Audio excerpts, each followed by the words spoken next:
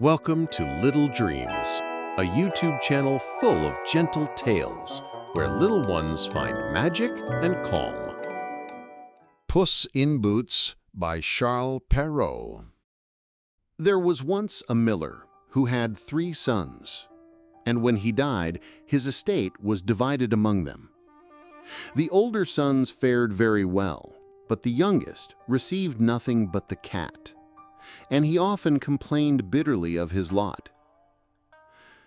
"My brothers may get their living easily enough," he said, "but as for me, I may soon die of hunger and want." The cat, who had heard this, came out of the cupboard where he had been listening. "Do not worry, my good master," he said. "You have only to give me a bag and have a pair of boots made for me, and you shall see that your portion is not so bad as you imagine it to be." The cat's master obtained both bag and boots, and watched the cat pull on the boots and throw the bag over his shoulder. Then Puss in Boots sallied forth. He went to a warren in which there were a great number of rabbits. He put some bran and some parsley into his bag, and then waited for some innocent rabbit to feast on the dainties. Soon 2 young rabbits jumped into his bag, and Puss in Boots drew the strings and caught them. Puss in Boots was very proud of his prey, and hurried with it to the palace and asked to speak to the king. Bowing low, Puss said, "Sire, I have brought for you rabbits from the warren of my noble lord, the Marquis of Carabas," the title Puss gave to his master, "which he commanded me to present to your majesty with his compliments." The king was much pleased and said, "Tell your lord Marquis of Carabas that I accept his present with pleasure." In this manner, the cat continued to carry presents of game to the king at least once a week for 2 or 3 months. Then one day, Puss in Boots said to his master, "If you will only follow my advice, your fortune is made. Go to the river and bathe just where I show you." The Marquis of Carabas did exactly as the cat advised, and while he was bathing, the king passed by, riding in his coach with his daughter, the loveliest princess in the world. Then Puss in Boots began to cry out, "Help! Help! My lord Marquis of Carabas is going to be drowned!" Hearing the cries, the king ordered his attendants to go to the rescue of my lord Marquis of Carabas.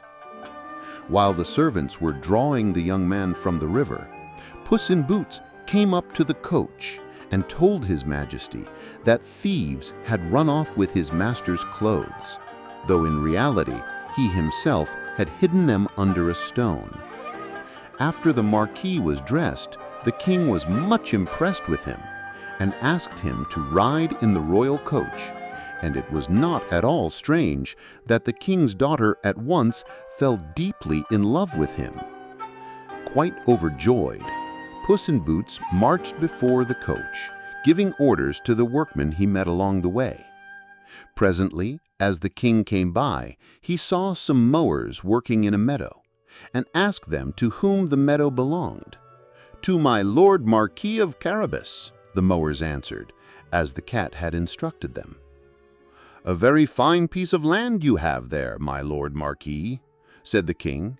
"You speak the truth, sire, for it never fails to bring me a most bountiful harvest." Soon the coach passed another field, where laborers were working industriously. When the king asked to whom the field belonged, they answered, "To my lord Marquis of Carabas." The king once more complimented the Marquis upon his rich possessions. At last, Puss in Boots arrived at a stately castle. It belonged to an ogre, the richest ever known, and all the lands through which the king had passed that morning belonged to him. The ogre received Puss as civilly as an ogre to do, and asked him to sit down.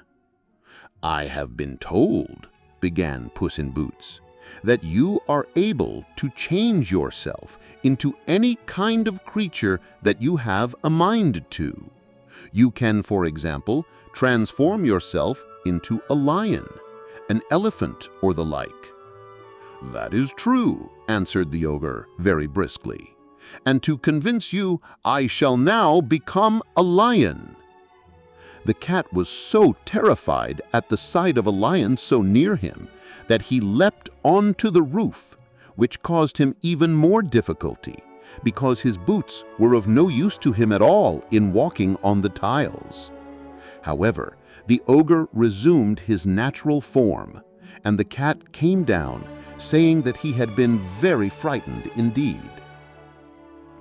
"I have further been told," said the cat, "that you can also transform yourself into the smallest of animals, for example, a rat or a mouse. But I can scarcely believe that. I must admit to you that I think that that would be quite impossible." "Impossible!" cried the ogre. "You shall see." And in an instant he became a mouse and began to scamper about the floor. No sooner had Puss become a mouse than he sprang upon him, eating him in an instant. In the meantime, the king's coach approached the ogre's castle. The king desired to visit it, and ordered the attendants to drive up to the gates. Hearing the wheels on the drawbridge, Puss in Boots hastened out. "Your Majesty is indeed welcome to the castle of my Lord Marquis of Carabas," he said. "And is this splendid castle also yours, my Lord Marquis of Carabas?" inquired the king. "Let us go in, if you please." The Marquis gave his hand to the princess, and they followed the king into the castle. In the spacious hall, they found a splendid feast, which had been prepared by the ogre. The king was so charmed with the good qualities of my Lord Marquis of Carabas that when he had partaken of the banquet, he said, "It will be your own fault if you do not soon become my son-in-law, my dear Lord Marquis of Carabas." So after a short courtship, the princess became the bride of the Marquis, and they lived happily ever after. Puss in Boots was made a great lord and wore the most beautiful clothes, and never again ran after mice, except for entertainment. Thank you for watching Little Dreams. If you enjoyed the story, please subscribe to join us for more gentle tales and sweet moments. See you next time.